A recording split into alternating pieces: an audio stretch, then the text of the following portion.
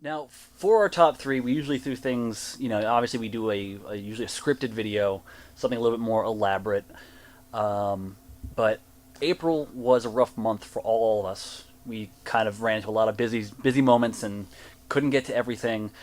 So we decided to do a little bit more impromptu. Impromptu, maybe a little candid. Yeah, so we decided that we are going to do the top three for April here on the podcast, and then just kind of put it up on Facebook later, YouTube later on. Which is also on the Facebooks. On the Facebooks. So we're gonna just pretty much throw out top three. I don't know if we've numbered anything. I don't know if you guys numbered your stuff. I kind of did, but we can just free flow this one. I really don't care. Yeah, so it's just gonna be pretty much a discussion. I don't even have a full three to talk about. All right, then why don't we just save my number? Why don't we just save my last one for the two of us at the end? Okay. All right, we can just do that. Okay. Pete, you want to start? Sure. I mean, I numbered mine because I had this kind of written out in a format that we normally do. But so my number three for the month was this band called Darkest Sath. This is their sixth release called Turin. These guys are from, I hope I can pronounce this right, Kyrgyzstan, which is It's a hell of a lot easier than stuff I try to pronounce. Yeah, I was gonna say if you can't pronounce it, give it to Chris. There's like no fucking vowels in the name of this country. So Sounds like Skuzia. So somewhere Central Asia, I think it was like a former Soviet country. These guys are atmospheric black metal, which I was really glad because it had been a while since I reviewed some. I guess It's been since April. Yes, Since March. which is a long time for me. A long time for me, as someone who consumes a lot of atmospheric black metal. I was going without. I was going to say my top three outlined is comparable to yours, which is basically atmospheric black metal at all. So, with ABM, as we'll call it. You did not just do that. No, we're going to do that from now. Because I'm not Oh gonna my God. Listen, I don't want to say atmospheric black metal over and over again. It gets fucking long after a while. ABM. ABM. Oh my motherfucker. God. Hey, it's better than HFTDM. Holy fuck, check that. So anyways, the point of that whole genre is you create like an oppressive sound usually, right?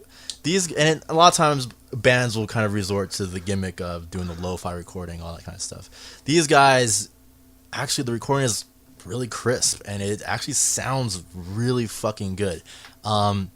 The style is very much in a way of a dirge.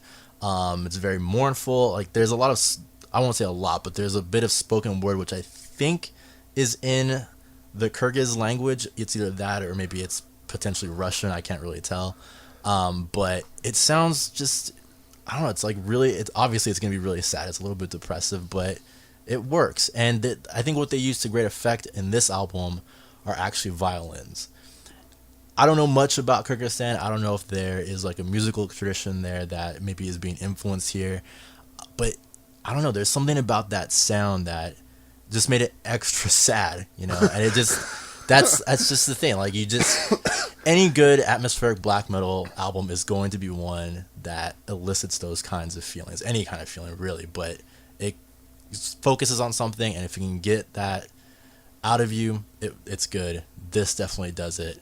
I was very, very surprised by it. So, yeah, definitely my top three. ABM. ABM. Oh my Put gosh. that on a fucking shirt now. Yeah.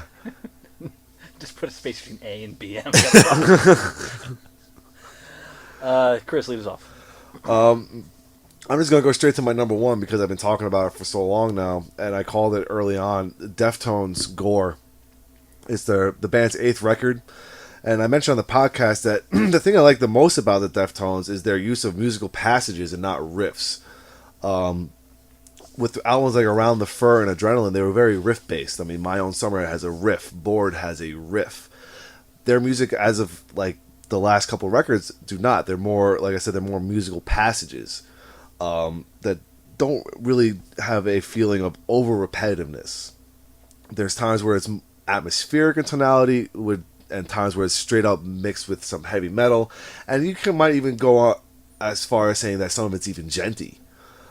Because of some of the down-tuned guitar lines and some of the 7-string work that he does. But this was just another really great record by a band that's been really consistent. I know, Dan, you don't like these guys, but it took me a long time to appreciate them for what they are, and they are just a really good heavy band. They don't have any kind of thrash influence into them, but the fact of the matter is that sometimes you just don't need that. You just need a really good tight rhythm section, some good guitar work, and a vocalist that carries the weight of the song like Chino does. And he really does. You just feel a lot of emotion when he sings, and when you watch him sing some of these songs, you just feel him pouring everything out.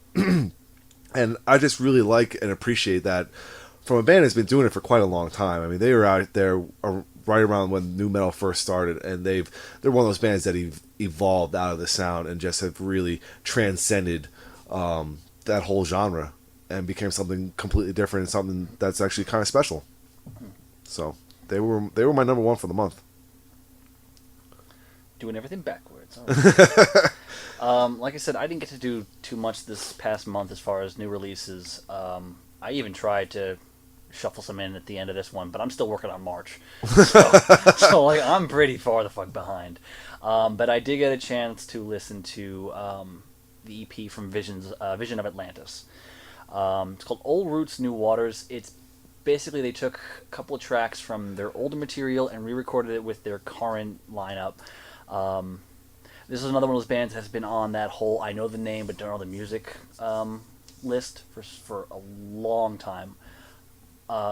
Which sucks for me because when I listened to this, I was very much impressed by it. Unfortunately, I can't say much more than that because I gave a passive listen to it. So, Actually, I listened to the record too, and yeah. You specifically, and I really do I like female singers. I love female singers. I like any band that has a female singer, I will give a definite, honest listen to.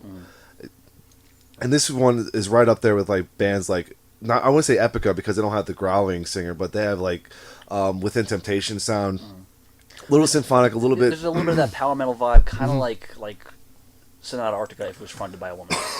Yeah, similar to that.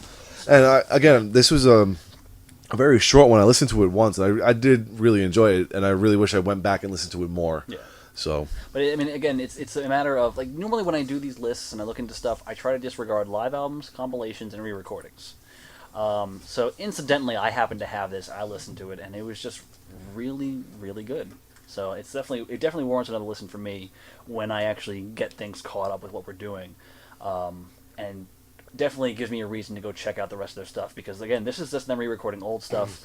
Let's hear how they sound over the course of time evolved. So.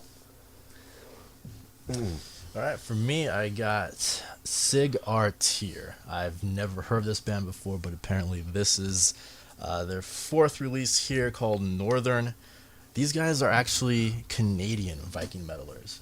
When I first heard, I thought they might have been like Finnish or something, but these guys are freaking Canadians. Vikings riding boots. Yeah. Hey, let me tell And Squirrel. Let me tell you though, booming riffs, sweeping melodies, bloody Viking sagas, everything you could want from a Viking metal album. The first track off this album is called Helluland, and it sounds like a blend of Immortal style riffs and vocals with Viking era Bathory atmosphere.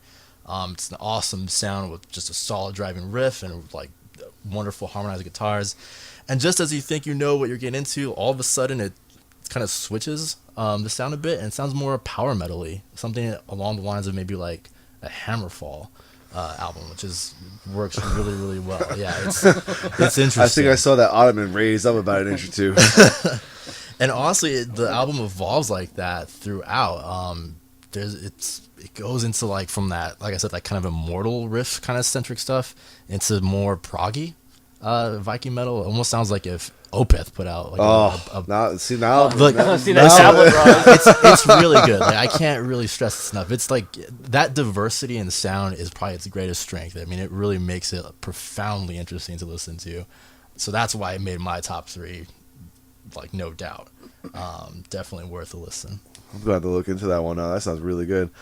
Like I said, we're just going straight backwards for me. My number 2 for the month was actually the OTEP record, Generation Doom.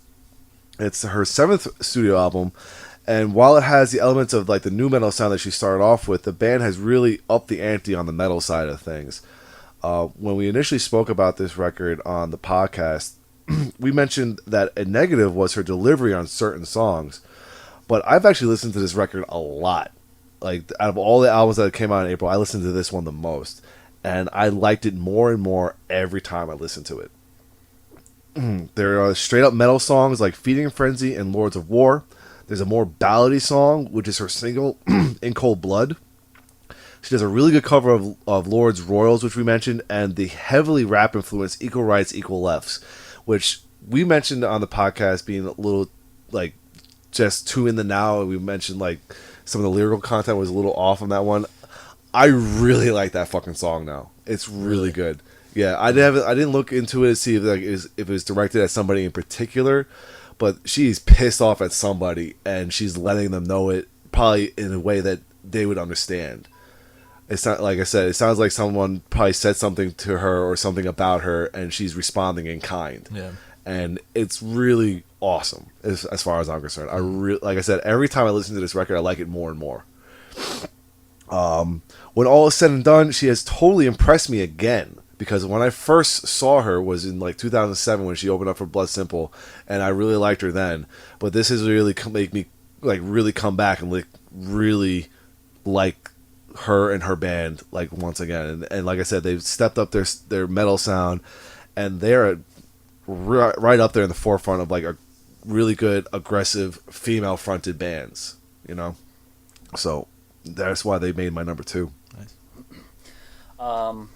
So my next one is the only other album I really got to listen to last month. Rob Zombie's new album, something. Long title. Yeah. Sex orgy, aliens. Too long, didn't read. But new Rob Zombie album is great. When Hellbilly Deluxe 2 came out, and I think a lot of us who listened to it were really underwhelmed with it. Yes, totally. I was like, okay, whatever. He can do what he wants at this point and everything. But apparently, he came out recently and said that album was kind of like a down point for him in his music career because he just lost interest in doing it. Which apparently he regained that interest for the previous album, Venomous Rat Regeneration Vendor. That was really good. Which was a fantastic album. So I had high hopes for this one, and I'm not disappointed at all. I'm not as immediately into it as I am the previous album, but it is Rob Zombie doing what Rob Zombie does. He's the best Rob Zombie that Rob Zombie can be. Yeah, essentially, it's a matter of he doesn't at this point he doesn't need to impress anybody. He does what he wants to do. I think like the ridiculousness of the song titles themselves is just him going nuts because he does what he wants, and the tracks here are as you would expect. It's a matter of how nu metal evolved into something a lot better. His sound is heavy, but not. Bless you. Excuse me. Sorry. You mind not interrupting me? The sound is heavy. The hooks are catchy. He sounds good. It's funny because I was listening to the first single, "Well, Everybody's Fucking in UFO," and I was like, "Holy crap! If Les Claypool is not in the studio for this track, because it sounds like a Primus track." Mm. Well, he's got John Five playing guitar for him, Yeah. and John Five is a phenomenal Yep. guitarist. Oh yeah, like no offense to the music that he plays in Rob Zombie's band, but it doesn't show off him at all. Which is good. it's not his band to do it. Yeah. Yeah. But I mean, you've got a guy who can write off some really great material. Yeah. And the band he's got now, it sounds good. They're just churning out good material. There's actually a passion behind it, and his new album, something,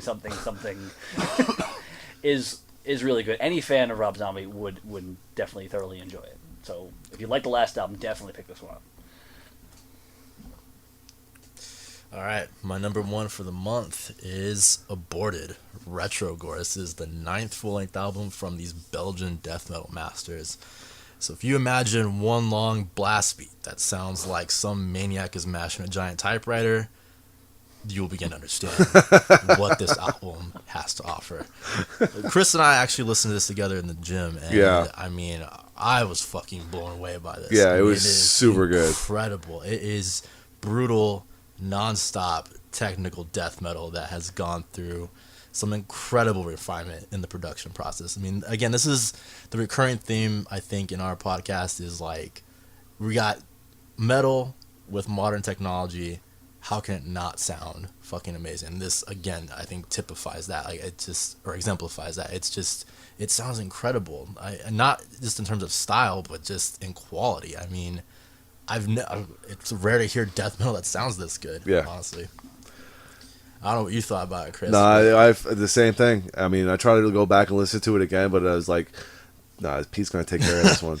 But I mean, but just like you said, I think the main thing when I listen to stuff like Aborted now and doing this podcast and knowing some of the things I know when I was in school for recording, is that it's all about the production. I mean, when it gets too muddy and like you can't, even though the guy's growling, you can still understand the words he's saying, especially if you have the lyrics in front of you. But if you can't do that, there's like no point to it. Right. I know there's some people like, you know, the true metal people who like lo-fi all the way and blah blah blah blah blah. But no, no, definitely not. If it sounds good, then it's going to be good almost. I mean, there's just something special about being able to hear every pick scraping note from a thrash or death metal band. That is just something so special about that.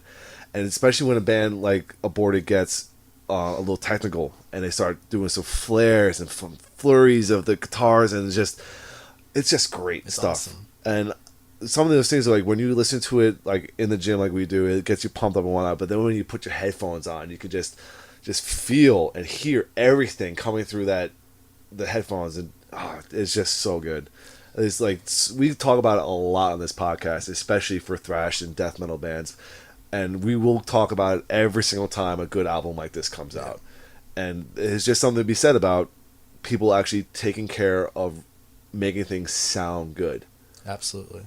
And in case it's not obvious, I mean, this album has everything that a fan of technical death metal could want. I mean, you got blast beats for days, you've got the pig vocals a la Cryptopsy, and all that paired with skill guitars that punch out bone-crunching riffs with really awesome solos. I mean, it's just a fucking all-around, I would dare say, perfect death metal album. What's not to like? Yeah. It's so good. It's just classic death metal brought to the modern era. And even though it's, you know, classic death metal, it's like, it's not like the ferociousness is dulled or anything like that, and none of it feels rehashed at all. I'd say probably my favorite riff to be found on this album is off the Terminator Redux track. It just grabs you by the ears and smashes you into the concrete. It's awesome. It's really, really good stuff. Yeah. So it's incredible. Easily my number one for the month. And we're going to lead into the last part. Yeah, let's just share the number 3. Yeah, we're going to do the last. All right. Zakk Wylde, Book of Shadows 2. Which is not metal at all, but it's Zakk Wylde, who is, you know, more metal than you. Yeah. All of you listening in right now. And let's just say that this is his second quote unquote solo record. Even though Black Label Society is under the Zakk Wylde name, this is him pretty much doing everything. And this is a sequel, for lack of a better term, to the Book of Shadows album that he did 20 years ago. Yep. Where he plays all the guitars, he plays the bass, he plays the drums. He has a couple of guest musicians on it. A special guest vocalist Corey Taylor on one track, which is actually a bonus track. It's not actually on the regular album. But this is the album we've been waiting for 20 fucking years. Yeah, it's exactly what you would want it to be. Which, if you were waiting for a follow-up to Book of Shadows 1, you got it. Yeah. I mean, it's exactly what it is. I feel like it's exactly what Zakk Wylde has needed to do. Yes. Like, even beyond what he's done with Black Label, the song remains not the same and all that kind of stuff. Yeah. This is something that he has just kind of needed to do. Yeah, because there's like even his Black Label acoustic album still has the Black Label sound to it. Yeah. This one is definitely more steeped in his southern rock and singer-songwriter, even to the point of almost gospel influence on a lot of these tracks. There's a lot of mournful singing on it, and the fact is that he's actually singing on it. Yeah. It's Zakk Wylde singing Zakk Wylde. It's not Zakk Wylde doing a really bad Ozzy imitation. Although you can hear where he would do that if it was a Black Label album, but he doesn't. Mm-hmm. And it's so much better when he sticks to him sounding like him. Yeah. And I also like the fact that it's an acoustic record mostly. because we've all heard Zach Wild wail on the guitar for the last 20 years. We all heard the pinch harmonics. We all make fun of that. It's in every single song. Yada yada yada. But for him to actually strip that all away. It is acoustic for the most part. I know there is at least 1 or 2 electric solos in there. Yeah, I mean, he usually does that. Even on the Book of Shadows 1, there was that. But the thing is, even those are stripped back, like way back. Like even if he's wailing on it, it still fits the overall feel of the song. Yes. So. And again, this is the album we've been waiting for 20 years. I mean, the fact that it's only his quote-unquote second studio solo album is just surprising to me. Like, he could have been doing these in-between Black Label records, and it would have been awesome. Yeah. But that's why I feel like he did some of that with Black Label, but nothing this scaled back. Yeah. So this thing was more of a necessity. yeah, and I think he probably got the taste for it because I think one of the last tours he did, when he did like an acoustic set with Black Label, he actually did some of the songs from Book of Shadows, and they sounded good. Yeah.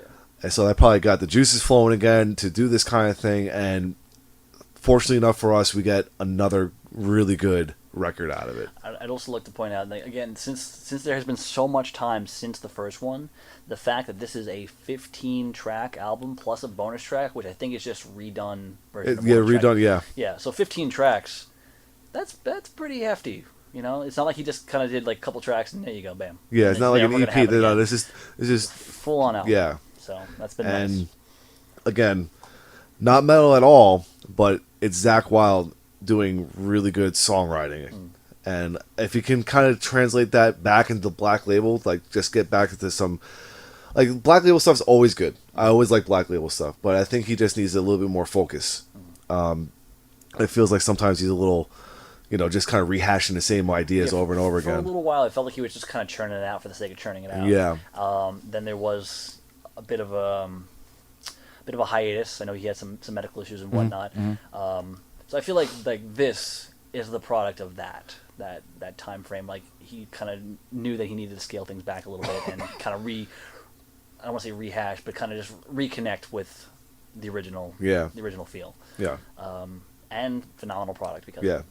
So. Yeah, definitely a very good listen.